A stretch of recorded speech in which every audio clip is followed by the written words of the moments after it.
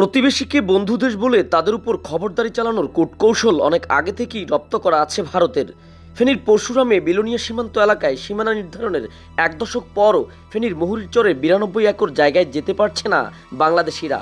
এই জমি নিয়ে বিরোধ সৃষ্টির পর এক দশক আগে দুই দেশের মহাপরিচালক পর্যায়ে যৌথ জরিপ দলের সমন্বয়ে সীমানা নির্ধারণ করে দেওয়া হয়েছিল।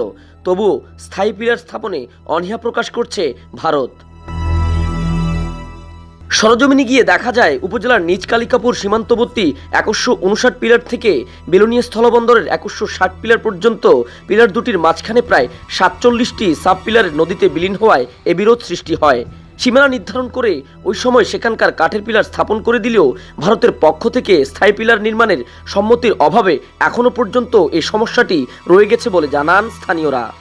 এটি দীর্ঘ প্রায় ১৬-১৭ বছর আওয়ামী লীগ সরকার ক্ষমতা থাকাকালীন এটা ভারত নিজেদের দখলে নিয়ে নেয়। এটা নিয়ে অনেকবার বিজিবি এবং বিএসএফ এর মধ্যে সংঘর্ষ হয়েছে। এটা নিয়ে বাংলাদেশের যে নাগরিকরা আছে, জায়গার মালিক, তারা কিন্তু জায়গাটা প্রকৃতপক্ষে ভোগ করতে পারতেছে না। এই জায়গাটিতে স্থায়ীভাবে পিলার দেওয়া হোক এবং যে জায়গা বাংলাদেশের, এই জায়গাটি বাংলাদেশ বুঝে পাক। সাথে আমল থেকে বেলা চলতে আছে। তারপরে কুচুটা বিএনপি সরকার আইছিল, নিয়ন্ত্রণে আসছিল, কারণ আবার হাতে টাকা দি সর অর্ধেক ছাই দিছে, এখনো দেখে নাই, মানে থাই ফিলের দেখে নাই। এটা উদ্ধার করে দিলে সবাই ভালো হবে। এখানে আনার গ্রামের হাজার হাজার গরু চড়ায়। একত্রে তো জামিলর এখন না অনেক জামাল হয়েছে। এমন টাইমে তোমার বললিও ফায়ার করছে যে আমরা ব্যাংকার ভিতরে আসছিলাম, এর ফলে এই দেশ ছাড়িয়ে যাওয়ার লাগছে। থাকতে আর এই জায়গাটা আমরা থাকতে লাগে না, তারা আজ্ঞা চলিয়ে আসি বিএসএফেরা।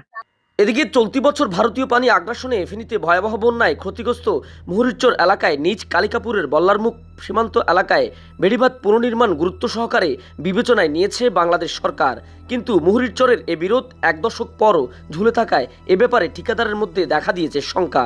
২০১৬ সালে বিরোধপূর্ণ মুহুরীরচর সরজমিনে দেখতে এসে দুই দেশের তৎকালীন প্রধানমন্ত্রী পর্যায়ে বৈঠকে এ সমস্যার সমাধানের কথা উঠলেও বাংলাদেশিদের জন্য আসেনি কোনো সুখবর।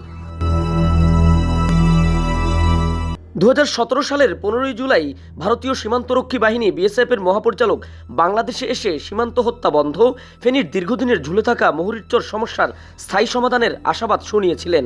এরপর জমি ফিরে পাওয়ার ব্যাপারে আশায় বুক বেঁধেছিলেন বাংলাদেশিরা। কিন্তু দুদেশের যৌথ জরিপ দলের নির্ধারণ করে দেওয়া সীমানায় স্থায়ী পিলার স্থাপনে ভারতের অনীহার কারণে আজও মেটেনি মুহুরীরচর বিরোধ। বিএসএফ নিজে বেলা দেয় না, গরু ছাগল আছে, আমরা তারা ওখানে ওই কি বসে সিসি ক্যামেরা বসে, সিসি ক্যামেরাতে দেখে তারা ডাক দিই পিলারের কিনারে তার গো এই সাইড আমরা জোর করে দখল করে রাখছি।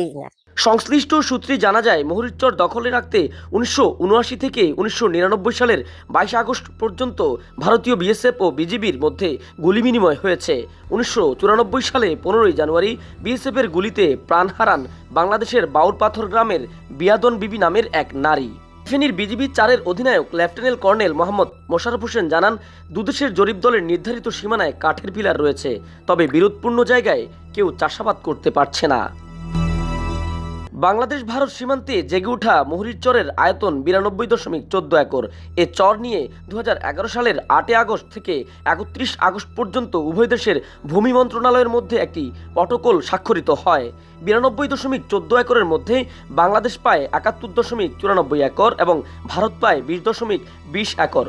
চরে নিজেদের জমির অধিকার ফিরে পেতে বিএসএফ ও ভারতীয় নাগরিকদের হাতে এ পর্যন্ত শতাধিক বাংলাদেশি আহত হয়েছেন। বাংলাদেশের অন্তর্বর্তীকালীন সরকারের কাছে দ্রুত সময়ে এ সমস্যা সমাধানের দাবি জানিয়েছেন এলাকাবাসীরা। Tanvir Chowdhury, Bangla vision digital, Feni.